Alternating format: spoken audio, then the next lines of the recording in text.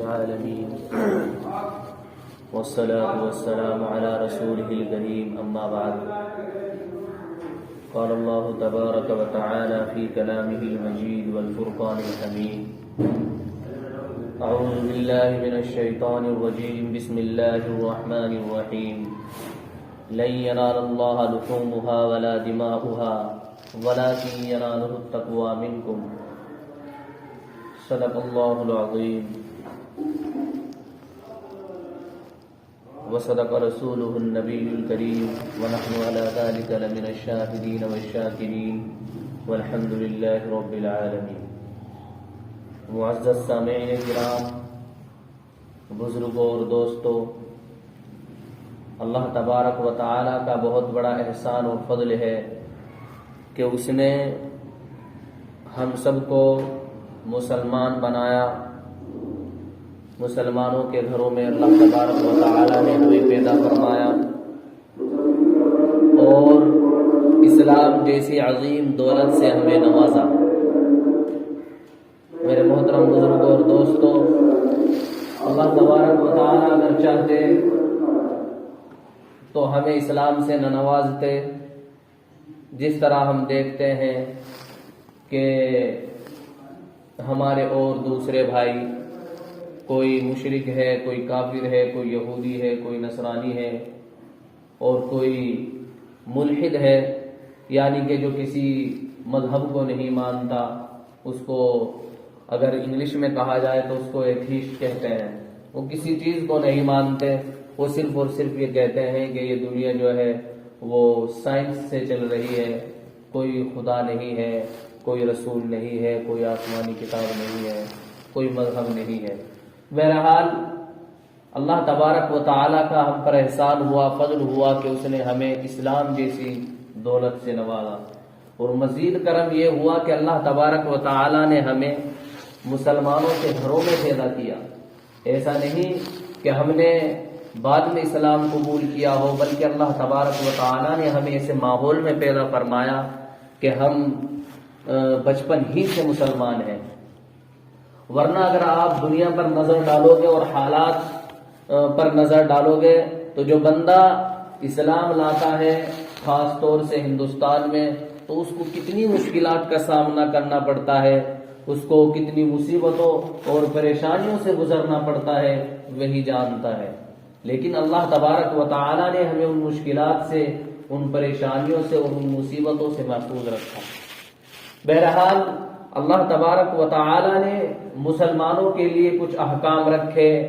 اور اللہ تبارک و تعالی نے بہت سی چیزوں کا مسلمانوں کو پابند بنایا کہ یہ چیزیں کرنی ہیں اور یہ نہیں کرنی ہے، اور فلاں چیز کر سکتے ہیں اور فلاں چیز نہیں کر سکتے ہیں. اس میں ثواب ہے، اس میں گناہ ہے، یا اس میں نہ ثواب ہے نہ گناہ ہے. بہرحال اللہ تبارک و تعالی نے مسلمانوں کے لیے احکام اتارے قرآن کریم کی شکل میں. پھر اللہ کے رسول صلی اللہ علیہ وسلم نے قرآن کریم کی تشریح اور اس کی توضیح یعنی اس کی وضاحت کی حدیث شریف کی شکل میں. بہرحال انہی تمام احکام میں سے، انہی تمام حکموں میں سے ایک حکم یہ ہے کہ قربانی کی جائے. قربانی کا جو یہ عمل ہے وہ پہلے انسان یعنی حضرت آدم علیہ السلام سے ہی مشروع ہے، یعنی کہ حضرت آدم علیہ السلام سے ہی یہ شروع ہو گیا تھا. اللہ تبارک و تعالیٰ کی قربت حاصل کرنے کے لیے، اللہ تبارک و تعالیٰ کو راضی کرنے کے لیے اور خوش کرنے کے لیے یہ عمل حضرت آدم علیہ السلام سے ہی اسٹارٹ ہو گیا تھا. ہوا یوں کہ حابیل اور قابیل حضرت آدم علیہ السلام کے دو بیٹے تھے، اور حضرت آدم علیہ السلام کے زمانے میں اور ان کی اولاد میں نسل انسانی کو بڑھانے کے لیے اللہ تبارک و تعالی نے یہ قانون بنایا تھا کہ حضرت حوا علیہ السلام کے بطن سے، ان کے پیٹ سے ایک حمل میں دو بچے ہوا کرتے تھے، ایک لڑکا اور ایک لڑکی. ہر حمل میں یہی عمل ہوتا تھا اور اللہ تبارک و تعالی ان کو دو اولاد سے نوازتے تھے. اور ان کے درمیان نکاح اس طرح ہوا کرتا تھا کہ جو دو حمل ہے، ایک بیٹا ایک بیٹی، یعنی کہ ایک لڑکا اور ایک لڑکی، پھر جو دوسرا حمل ہے یعنی کہ ان میں تفریق کر کے یعنی کہ بھائی بہن کا رشتہ اس طرح ختم کیا جاتا تھا کہ جو پہلے حمل سے ایک بیٹا اور ایک بیٹی ہوئی ہے اور پھر دوسرے حمل سے ایک بیٹا اور ایک بیٹی ہوئی ہے، تو دونوں جو حمل ہیں، جو دونوں پیٹ ہے اور بطن ہے، ان کے درمیان فرق کر دیا جاتا تھا، یعنی کہ جو دو ایک ساتھ ہوتے تھے بیٹا اور بیٹی، ان کا نکاح نہیں ہوتا تھا آپس میں، بلکہ ایک بیٹا پہلے حمل کا اور بیٹی دوسرے حمل کی، اسی طرح دوسرے حمل کا بیٹا اور پہلے حمل کی بیٹی۔ بہرحال جو قابیل تھا اس کا دل اپنی سگی بہن پر یعنی کہ جس کے ساتھ وہ پیدا ہوا تھا اس پر آیا اور اس نے چاہا کہ میں اسی سے نکاح کروں۔ ان دونوں کے درمیان جھگڑا ہوا، پھر اللہ تبارک و تعالیٰ کی طرف سے یہ حکم نازل ہوا اور حضرت آدم علیہ السلام نے کہا کہ تم دونوں اللہ تبارک و تعالیٰ کے لیے قربانی دو، اور جس کی قربانی قبول ہو گئی وہی اس لڑکی سے شادی کرے گا۔ بہرحال حضرت حابیل رضی اللہ تعالی عنہ نے اللہ تبارک و تعالیٰ کے لیے قربانی پیش کی ایک جانور کی، اور قابیل نے قربانی پیش کی غلے کی۔ اور پہلے زمانے میں یعنی حضرت محمد صلی اللہ علیہ وسلم کے زمانے سے پہلے کسی بھی چیز کے قبول ہونے کی علامت یہ ہوا کرتی تھی کہ ایک آگ اوپر سے آتی اور اس کو راکھ کر دیتی تھی، اور پھر یہ سمجھا جاتا تھا کہ یہ ہماری قربانی، یہ ہماری چیز، صدقہ ہو زکوٰۃ ہو کچھ بھی ہو، یہ قبول ہو گیا ہے۔ بہرحال اوپر سے آگ آئی اور حضرت حابیل رضی اللہ تعالی عنہ کی اس قربانی کو کھا گئی، اور اللہ تبارک و تعالی نے یہ بتا دیا کہ اس لڑکی سے شادی حابیل ہی کریں گے، کیونکہ انہی کی قربانی کو قبول کیا گیا ہے۔ بہرحال بتانا یہ ہے کہ یہ قربانی کا عمل حضرت محمد صلی اللہ علیہ وسلم کے دور سے شروع نہیں ہوا، بلکہ حضرت آدم علیہ السلام جو پہلے انسان ہیں انہی کے زمانے سے یہ عمل میں آ گیا تھا۔ اور ایک بات بتانے کی یہ ہے کہ پہلی امتوں میں قربانی جو کی جاتی تھی اس کو کھانا جائز نہیں تھا، بلکہ جیسا کہ میں نے بتایا کسی میدان میں لے جا کر رکھ دیتے تھے اور پھر دعا کرتے تھے اے اللہ اس قربانی کو ہمارے حق میں قبول فرما، تو پھر اللہ تبارک و تعالی کو اگر وہ قربانی یا کوئی بھی چیز قبول کرنی ہوتی تو اوپر سے ایک آگ بھیجتے اور آگ اس کو کھا لیا کرتی تھی، یعنی اس کو راکھ بنا دیا کرتی تھی۔ پھر مسلمان خوش ہو جاتے تھے کہ اللہ تبارک و تعالی نے ہماری قربانی کو، ہمارے صدقے کو، ہماری زکوٰۃ کو اور اس مال کو جو ہم نے اللہ کے راستے میں خرچ کرنا چاہا اس کو قبول فرما لیا ہے، اور اللہ تبارک و تعالی ہم سے خوش ہو گئے ہیں۔ لیکن یہ امت محمدیہ یعنی ہماری خصوصیت ہے، اللہ تبارک و تعالی نے ہمیں اس خاصیت سے نوازا ہے کہ تمہیں اپنا مال آگ کو کھلانے کی ضرورت نہیں ہے، آگ سے جلانے کی ضرورت نہیں ہے، بلکہ تم ہی اس کو کھاؤ، تمہیں وہی ثواب دوں گا جو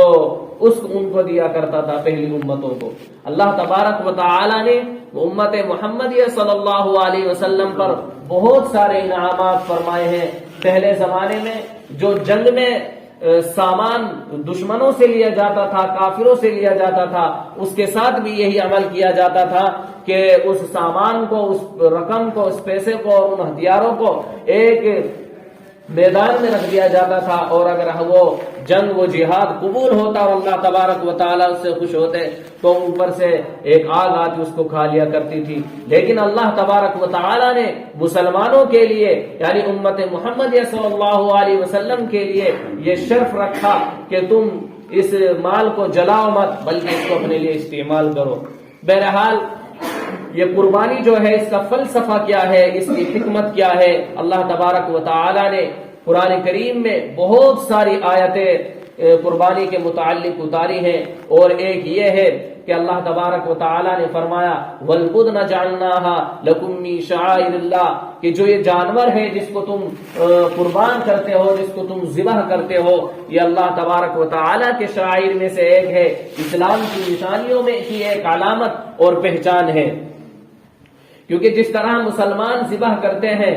اس طرح کوئی اور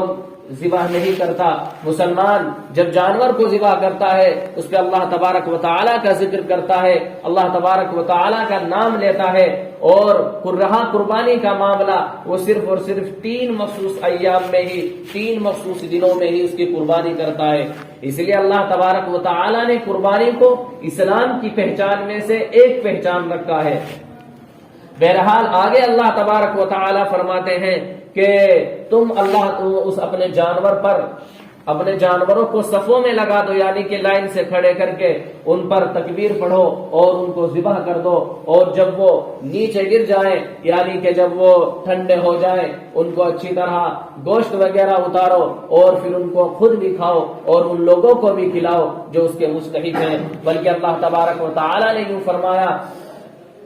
کہ وَأَطْعِمُوا الْقَانِعَ وَالْمُعْتَرَّ، کہ اس فقیر کو بھی کھلاؤ جو مانگنے نہیں آتا ہے اور اس فقیر کو بھی دو جو مانگنے آتا ہے۔ تو ہمیں اس بات کا خیال رکھنا چاہیے کہ وہ لوگ جو حصہ نہیں لے پاتے ہیں یا پھر کسی بھی اعتبار سے ان کا جوار نہیں ہے، ان کی وسعت نہیں ہے، یا پھر سستی اور غفلت کی وجہ سے نہیں لیتے، تو ان کے یہاں گوشت زیادہ سے زیادہ پہنچانے کی کوشش کرنی چاہیے۔ بہرحال اللہ تبارک و تعالیٰ نے آگے ارشاد فرمایا کہ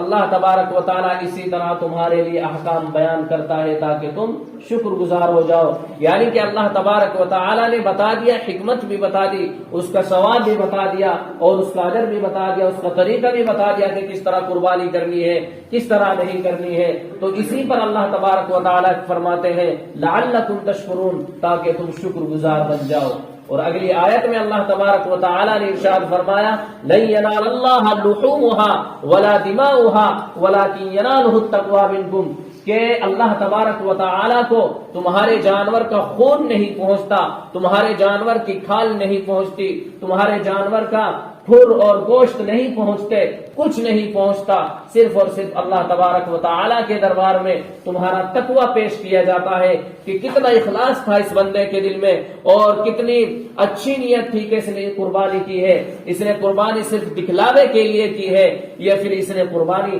اللہ تبارک و تعالیٰ کی قربت حاصل کرنے کے لیے کی ہے۔ تو اسلام کا کوئی بھی حکم ہو اس کا صرف اور صرف مقصد اللہ تبارک و تعالیٰ کی نزدیکی، اللہ تبارک و تعالیٰ کی قربت حاصل کرنا ہوتا ہے۔ لیکن اگر اس کے بجائے کسی بھی عمل میں دکھلاوا پایا جائے، کسی بھی عمل میں تکبر اور بڑائی پائی جائے، تو وہ اللہ تبارک و تعالیٰ اس کرنے والے کے منہ پر پھینک دیتے ہیں کہ ہمیں ایسے عمل کی اور ایسے اچھے کام کی، نیک کام کی ضرورت نہیں ہے جس میں دکھلاوا ہو۔ بہرحال اللہ تبارک و تعالیٰ نے فرما دیا لن ینال اللہ لحومها ولا دماؤها ولکن ینالہ التقوی منکم کذالک سخرها لکم لتکبروا اللہ علی ما ہداکم وبشر المحسنین، کہ ہم نے احکامات کو بیان کر دیا ہے تاکہ تم اللہ تبارک و تعالیٰ کی تکبیر بیان کرو، اللہ تبارک و تعالیٰ کو بڑا سمجھو۔ بہرحال یہ قربانی کس طرح عمل میں آئی، حضرت ابراہیم علیہ السلام کی یہ پاک سنت ہے۔ حضرت ابراہیم علیہ السلام کی زندگی کو اگر آپ پڑھو گے تو اللہ تبارک و تعالیٰ نے ان کو بہت آزمائش میں رکھا، ان کے بہت زیادہ امتحان لیے، کبھی اپنے وطن کو چھوڑنے کا حکم دیا، کبھی یمن جانے کا حکم دیا، کبھی شام سے نکلنے کا حکم دیا، اور کبھی اپنی بیوی اور اپنے بیٹے کو چٹیل میدان میں یعنی مکہ مکرمہ میں چھوڑنے کا حکم دیا کہ ان کو وہاں چھوڑ آؤ۔ اور حضرت ابراہیم علیہ السلام بلا چوں چرا کچھ آگے پیچھے دیکھے ہوئے، بغیر اللہ تبارک و تعالیٰ سے سوال کیے ہوئے، اپنے ننھے منھے بیٹے کو اور اپنی بیوی کو بے سہارا، بے یار و مددگار ایک چٹیل میدان میں چھوڑ آتے ہیں جہاں نہ سائے کا انتظام ہے، نہ کھانے پینے کا انتظام ہے، کسی بھی طرح کا انتظام نہیں ہے۔ حضرت ابراہیم علیہ السلام اپنی بیوی کو اور اپنے بیٹے یعنی حضرت اسماعیل علیہ السلام کو اس چٹیل میدان میں چھوڑ آتے ہیں۔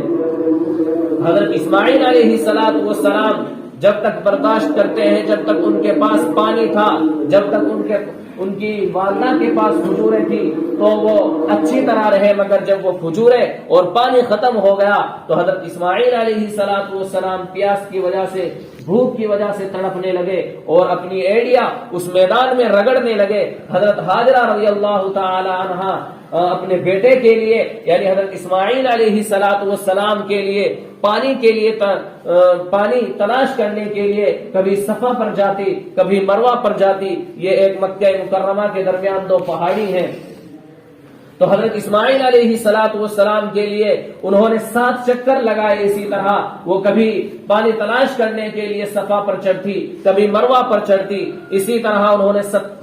7 چکر لگائے، اور اللہ تبارک و تعالی کو یہ عمل اتنا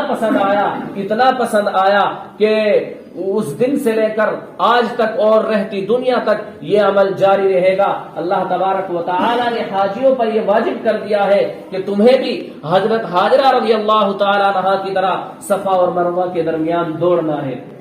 بہرحال حضرت ابراہیم علیہ السلام کی زندگی میں بہت سارے امتحان آئے، اور سب سے بڑا امتحان حضرت ابراہیم علیہ السلام کا یہ تھا کہ اللہ تبارک و تعالی نے حضرت ابراہیم کو خواب دکھایا کہ ایک اپنی پسندیدہ چیز کو قربان کیجئے۔ حضرت ابراہیم علیہ السلام نے جب پہلے دن خواب دیکھا تو اگلے دن صبح کو 100 اونٹ ذبح کیے اللہ کے راستے میں، اور غریبوں میں تقسیم کیے، مسکینوں میں ان کو بانٹ دیا۔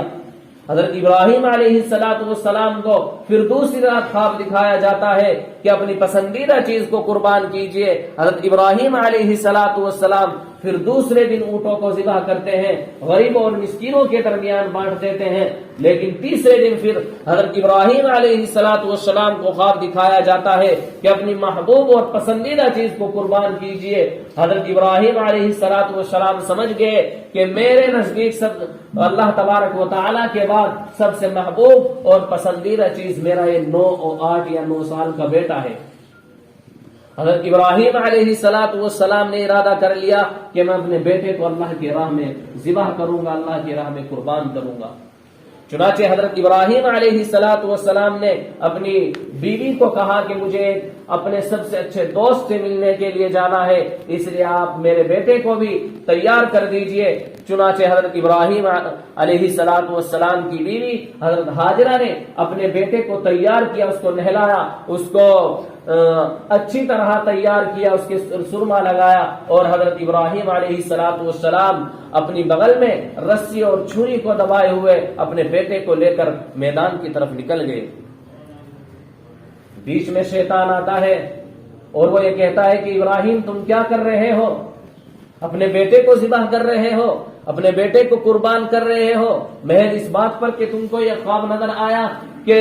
اپنی اچھی چیز اور پسندیدہ چیز کی قربانی دیجئے۔ تو حضرت ابراہیم علیہ السلام سمجھ گئے کہ یہ تو شیطان ہے۔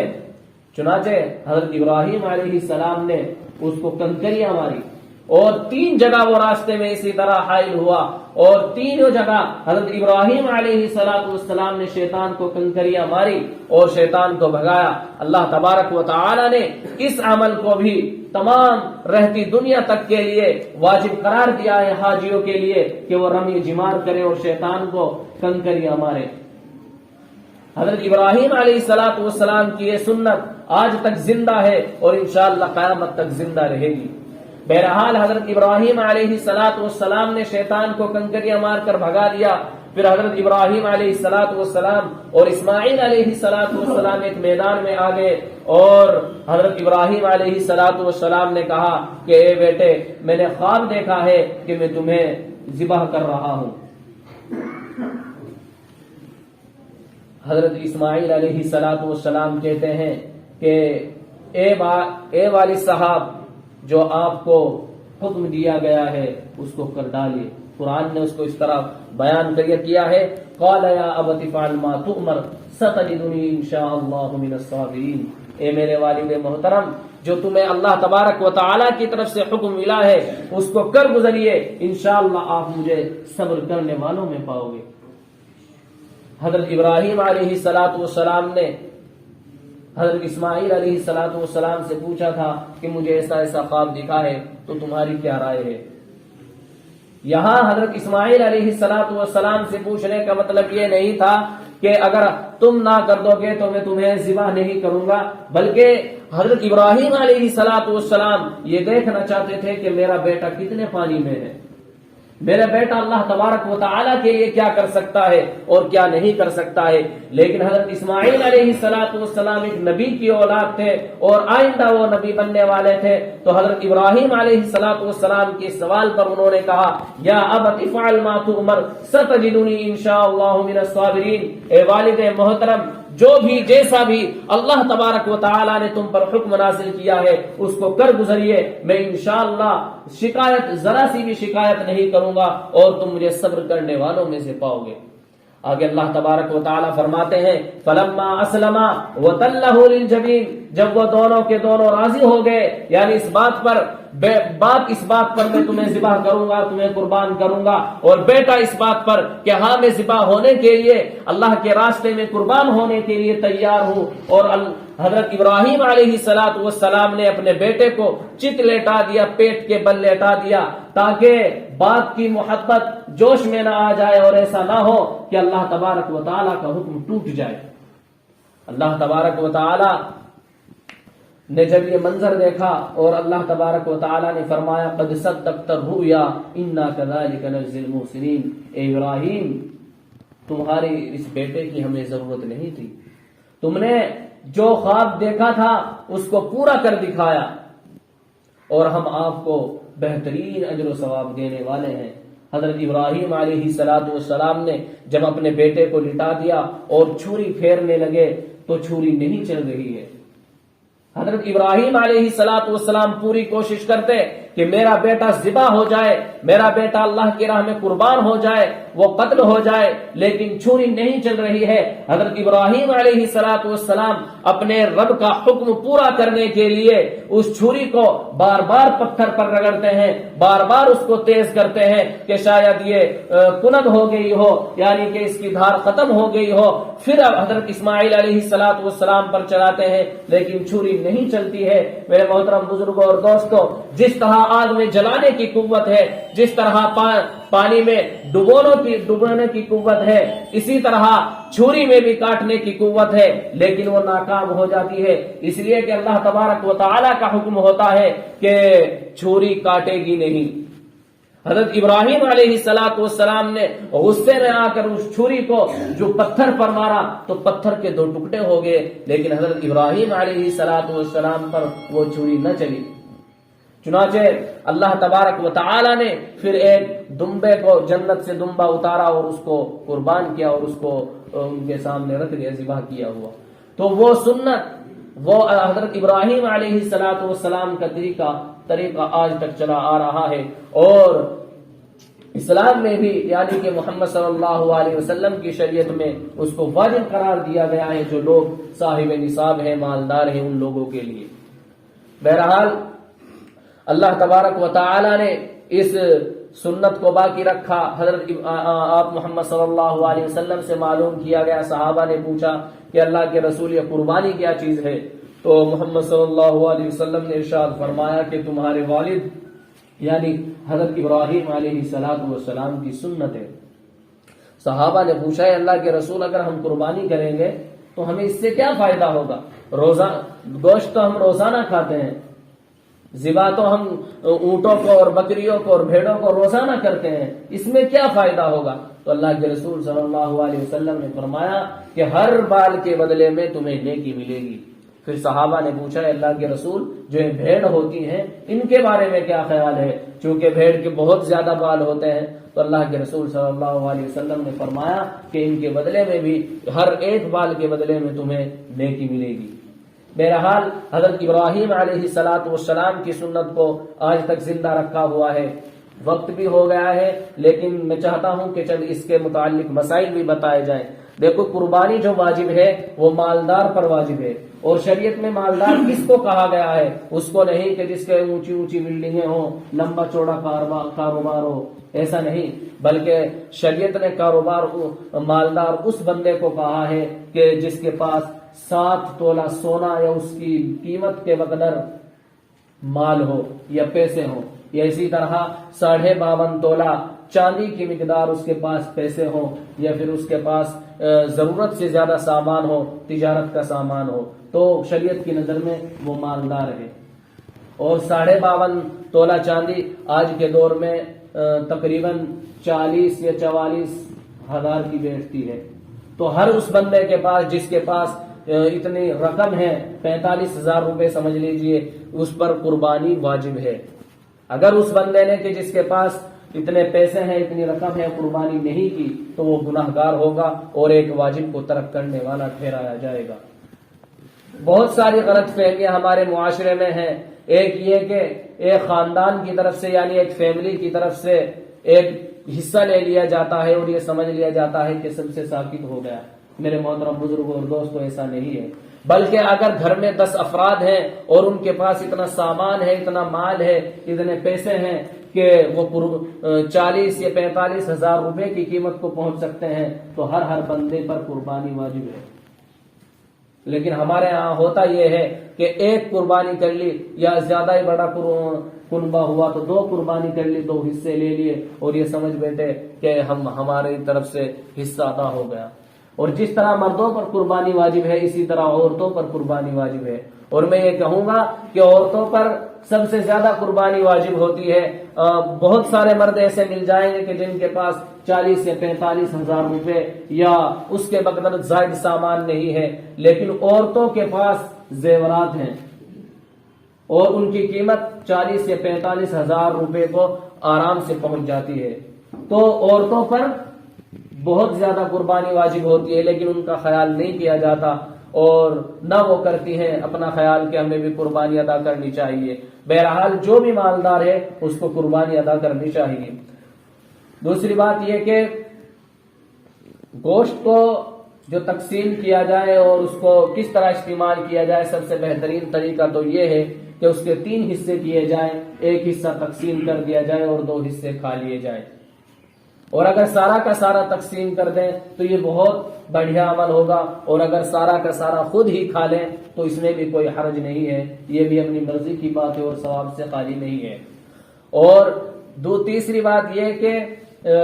गोश्त को रखने में, उसको स्टॉक करने में कोई हर्ज नहीं है। अल्लाह के रसूल सल्लल्लाहु अलैहि वसल्लम ने शुरू जमाने में जब मुसलमान तंग हाल थे और गरीब थे और मिस्कीन थे, तब कहा था कि 3 दिन से ज्यादा कुर्बानी के गोश्त को न रखा जाए। लेकिन फिर जब अल्लाह तबारक व तआला ने मुसलमानों को फरावानी दी और उनको माल दिया और वो मालदार हो गए, तो अल्लाह तबारक व तआला ने हुक्म बदल दिया कि तुम जब तक चाहो कुर्बानी के गोश्त को रख सकते हो, इस्तेमाल कर सकते हो।